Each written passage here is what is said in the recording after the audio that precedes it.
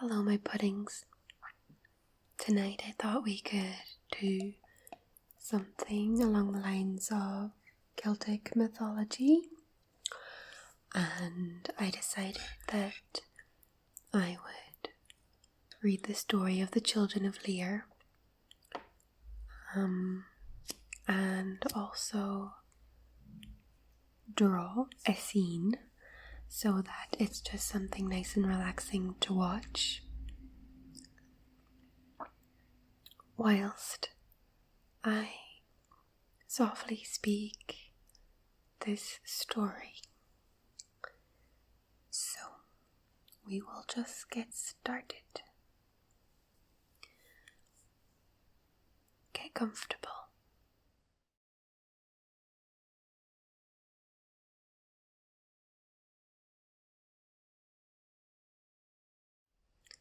Long ago, when the 𝗣𝗁𝗿𝗁cie lived in Ireland, there was a great king called Lir.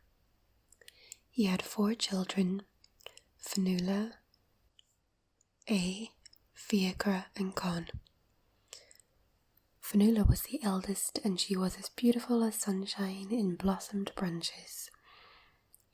Was like a young eagle in the blue of the sky, and his 2 brothers 𝗍𝘁𝗄 and 𝐶onn were as beautiful as running water.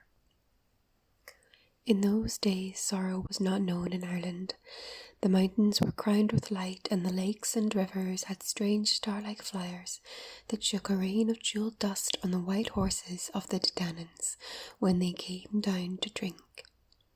The horses were swifter than any horses that are living now, and they would go over the waves of the sea and under deep lake water without hurt to themselves. Lir's 4 children had each one a white horse and 2 hounds that were whiter than snow. Everyone in Lir's kingdom loved 𝗤núla and and 𝗍𝘁𝗄 and 𝐶onn, except their stepmother Aoife. She hated them, and her hatred pursued them as a wolf pursues a wounded fawn. She sought to harm them by spells and witchcraft. She took them in her chariot to the lake of 𝗣𝘁𝗁𝗏 in Westmeath. She made them bathe in the lake, and when they were coming out of the water, she struck them with a rod of enchantment and turned them into 4 white swans. Swim as wild swans on this lake, she said, for 300 years, and when that time is ended, swim 300 years on the narrow sea of the Moyle. And when that time is ended, swim 300 years on the western sea that has no bounds but the sky. Then 𝗤núla, that was a swan, said, "O wicked woman, a doom will come upon you heavier than the doom you have put upon us, and you will be more sorrowful than we are today. And if you would win any pity in the hour of your calamity, tell us now how we may know when the doom will end for us." "The doom will end when a king from the north weds a queen from the south, when a druid with a shaven crown comes over the seas, when you hear the sound of that little bell that rings for prayers." The swans spread their wings and flew away over the lake. They made a very sorrowful singing as they went, lamenting for themselves. When the great king, their father, knew the sorrow that had come to him, he hastened down to the shore of the lake and called his children. They came flying to him, 4 white swans, and he said, "Come to me, 𝗤núla, come come 𝐶onn, come 𝗍𝘁𝗄." He put his hands on them and caressed them and said, "I cannot give you back your shapes till the doom that is laid on you is ended, but come back now to the house that is mine and yours, white children of my heart." Then 𝗤núla answered him, "The shadow of the woman who ensnared us lies on your threshold of your door. We cannot cross it." And Lir said, "The woman who ensnared you is far from any home this night. She is herself ensnared, and fierce winds drive her into all the restless places of the earth. She has lost her beauty and become terrible. She is a demon of the air and must wander desolate to the end of time. But for you there is firelight of home. Come back with me." Then 𝐶onn said, "May good fortune be on the threshold of your door from this time and forever. But we cannot cross it, for we have the hearts of wild swans, and we must fly in the dusk and feel the water moving under our bodies. We must hear the lonesome cries of the night. We have the voices only of the children you knew. We have the songs you taught us, that is all. Gold crowns are red in the firelight, but redder and fairer is dawn. Lir stretched out his hands and blessed his children. He said, "May all beautiful things grow henceforth more beautiful to you, and may the song you have be melody in the heart of whoever hears it. May your wings winnow joy for you out of the air, and your feet be glad in the waterways. My blessing be on you till the sea loses its saltness, and the trees forget to bud in springtime. And farewell, 𝗣𝘁𝗿𝗲, my white blossom, and farewell, 𝗍, that was the red flame of my heart. And farewell, 𝗊𝗁, that brought me gladness, and farewell, 𝗣𝘁𝗿𝗲, my treasure. Lonesome it is for you, flying far off in the places strange to you. Lonesome it is for me without you. Bitter it is to say farewell, and nothing else but farewell." Lir covered his face with his mantle, and sorrow was heavy on him, but the swans rose into the air and flew away calling to each other. They called with the voices of children, but in their heart was the gladness of swans when they feel the air beneath them and stretch their necks to the freedom of the sky. 300 years they flew over Lake 𝗣𝘁𝘁𝗲 and swam on its waters. Often their father came to the lake and called to them and caressed them. Often their kinsfolk came to talk with them. Often harpers and musicians came to listen to the wonder of their singing. With 300 years were ended, the swans rose suddenly and flew far and far away. Their father sought them, and their kinsfolk sought them, but the swans never touched earth or rested once till they came to the narrow sea of the 𝗲𝗏 that flows between Ireland and Scotland. A cold, stormy sea it was, and lonely. The swans had no one to listen to their singing, and little heart for singing amid the green, curling, bitter waves. The storm wind beat roughly on them, and often they were separated and calling to one another without hope of an answer. Then 𝗣𝘁𝗏, for she was the wisest, said, "Let us choose a place of meeting, so that when we are separated and lost and wandering, each one will know where to wait for the others." The swans, her brothers, said it was a good thought. They agreed to meet together in one place, and the place they chose was Carreg na Rán, the Rock of the Seals. And it was well that they made that choice, for a great storm came on them one night and scattered them far out to sea. Their voices were drowned in the tempest, and they were driven hither and thither in the darkness. In the pale morning, 𝗣𝘁𝗏 came to the Rock of the Seals.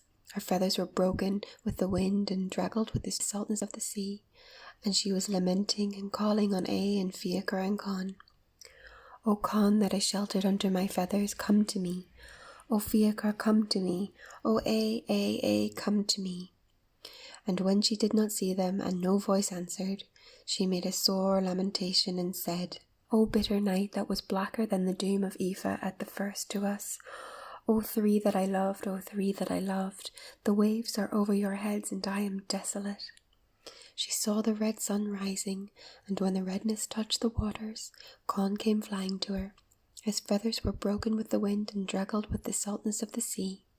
𝗣𝘁𝗏 gathered him under her wings and comforted him, and she said, "The day would not seem so bitter to me now, if only 𝗍 and 𝗣𝘁𝗏 would come." In a little while, 𝗣𝘁𝗏 came to her over the rough sea. She sheltered and comforted him with her wings, and she cried over the waters, "O 𝗍, come to me." The sun was high in the heavens when 𝗍 came, and he came with his feathers bright and shining, and no trace of the bitter storm to him. "O where have you been, 𝗍?" said 𝗣𝘁𝗏 and 𝗣𝘁𝗏 and 𝗊𝗁 to him. "I have been flying where I got sight of our kinsfolk. I have seen the white steeds that are swifter than the winds of March, and the riders that were comrades to us when we had our own shapes. I have seen 𝗍 and Fergus, the two sons of 𝗣𝘁𝘁𝗏𝗏." "Oh, tell us, 𝗍, where we may sight them," said the swans. "They are at the river mouth of the Bann," said 𝗍. "Let us go there, and we may see them though we cannot leave the 𝗲𝗏." So much gladness came all on the swans that they forgot their weariness and the grievous buffeting of the storm, and they rose and flew to the river mouth of the Bann. They saw their kinsfolk, the beautiful company of the fairy host, shining with every colour under heaven, and joyous as the wind in springtime. "Oh, tell us, dear kinsfolk," said the swans, "how is it with our father?" The great king has wrapped his robes of beauty around him, and feasts with those from whom age cannot take youth and light-heartedness, said Fergus. Ah, said Fionnuala, he feasts, and it is well with him. The joy flame on his hearth cannot quench itself in ashes. He cannot hear us calling through the night, the wild swans, the wanderers, the lost children. The fairy host was troubled, seeing the piteous plight of the swans, but that was a swan, said to Fergus, his kinsman and comrade, Do not cloud your face for us, Fergus. The horse you ride is white, but I ride a whiter, the cold, curling white wave of the sea. Then 𝗣𝘁𝗿𝗄 said, O Fergus, does my own white horse forget me, now that I am here in the cold moil? And Conn said, O Fergus, tell my two hounds that I will come back to them some day. The memory of all beautiful things came on the swans, and they were sorrowful. And Fionnuala said, O beautiful comrades, I never thought that beauty could bring sorrow. Now the sight of it breaks my heart. And she said to her brothers, Let us go before our hearts are melted utterly. The swans went over the moil then, and they were lamenting, and Fionnuala said, There is joy and feasting in the house of Lir tonight, but his 4 children are without a roof to cover them. It is a poor garment our feathers make when the wind blows through them. Often we had the purple of kings' children on us. We are cold tonight, and it is a cold bed the sea makes. Often we have beds of down with broidered coverings. Often we drank mead from gold cups in the house of our father. Now we have the bitterness of the sea and the harshness of sand in our mouths. It is weariness, oh, a great weariness, to be flying over the moil, without rest, without companions, without comfort. I am thinking of Angus tonight. He has the laughter of joy about him forever. I am thinking tonight of Manannán and of white blossoms of silver branches. O swans, my brother, I am thinking of beauty, and we are flying away for it forever. The swans did not see the company of the fairy host again. They swam on the cold, stormy sea of the moil, and they were there till 300 years were ended. It is time for us to go, said Fionnuala. We must seek the western sea. The swans shook the water of the moil from their feathers and stretched out their wings to fly. When they were come to the western sea, there was sorrow on them, for the sea was wilder and colder and more terrible than the moil. The swans were on that sea and flying over it for 300 years, and all that time they had no comfort, and never once did they hear the footfall of hound or horse or see their fairy kinsfolk. When the time was ended, the swans rose out of the water and cried joyfully to each other, Let us go home now, the time is ended. They flew swiftly, and yet they were all day flying before they came to the place where Lir had his dwelling.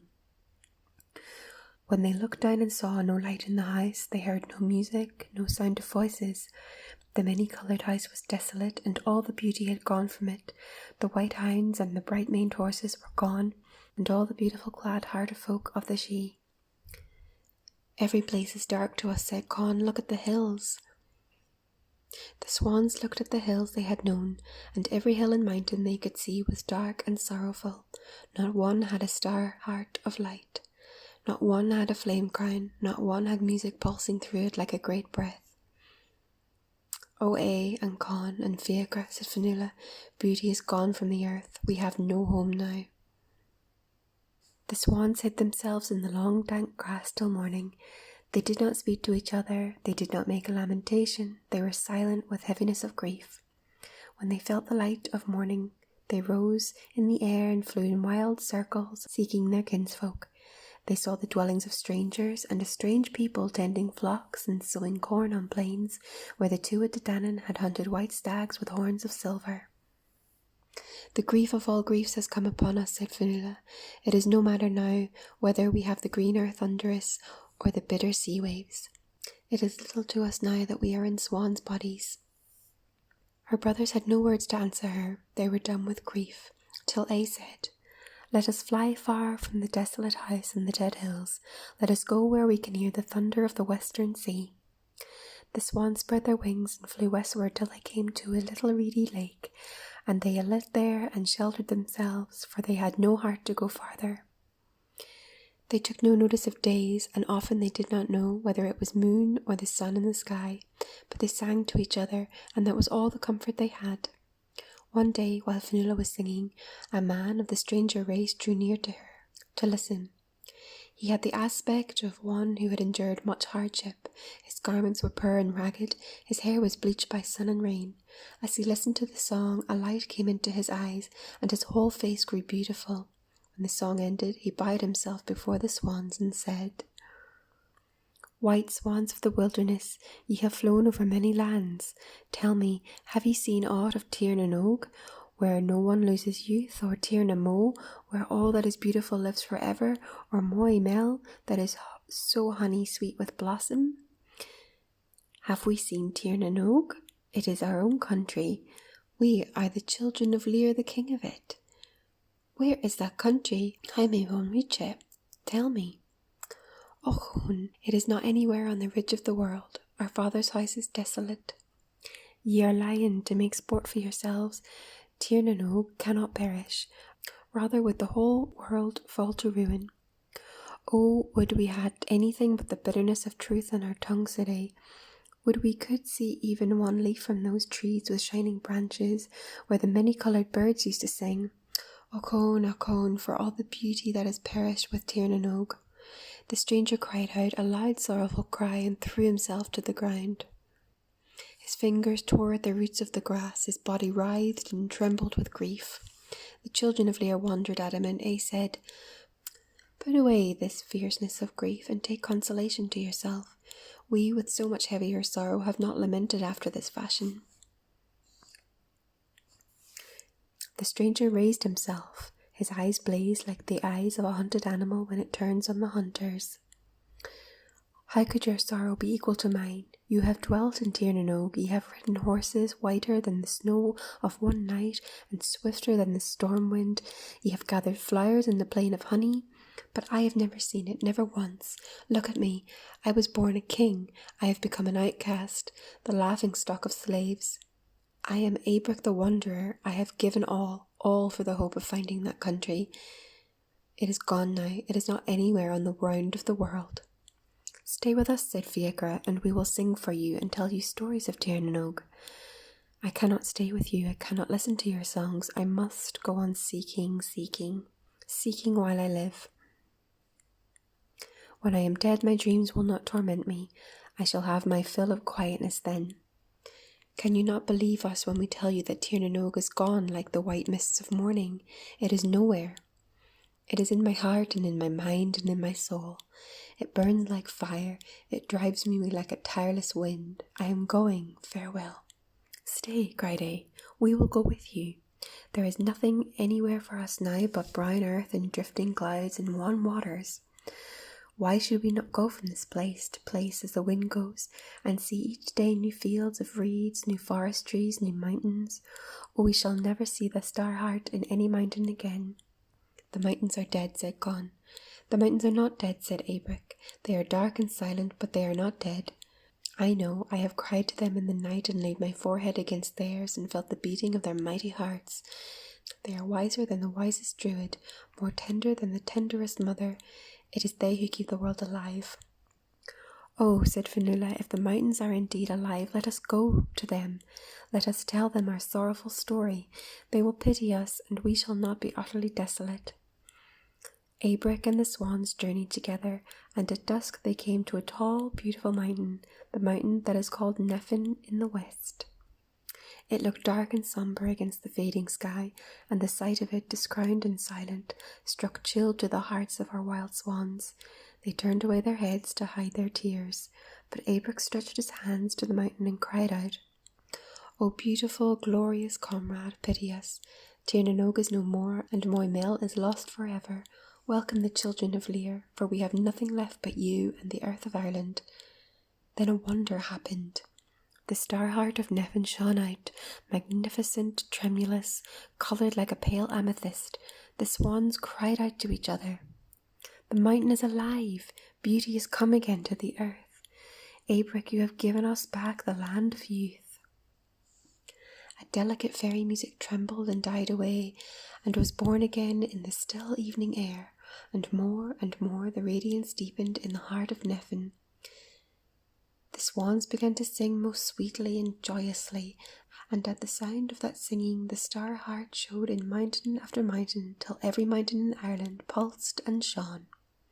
"Crown yourselves, mountains," said 𝗍, "that we may know the Danans are still alive, and Lir's house is builded now where old age cannot wither it." The mountains sent up great jewelled rays of light, so that each one was crowned with a rainbow, and when the children of Lir saw that splendour, they had no more thought of the years they had spent over dark, troublous waters, and they said to each other, "Would we could hear the sound of the little bell that rings for prayers, and feel our swan bodies fall from us." "I know the sound of a bell that rings for prayer," said 𝗍𝘁𝗿, "and I will bring you where you can hear it. I will bring you to St. 𝗍𝗁𝗃, and you will hear the sound of this bell." "Let us go," said the swans, and 𝗍𝘁𝗿 brought them to the saint.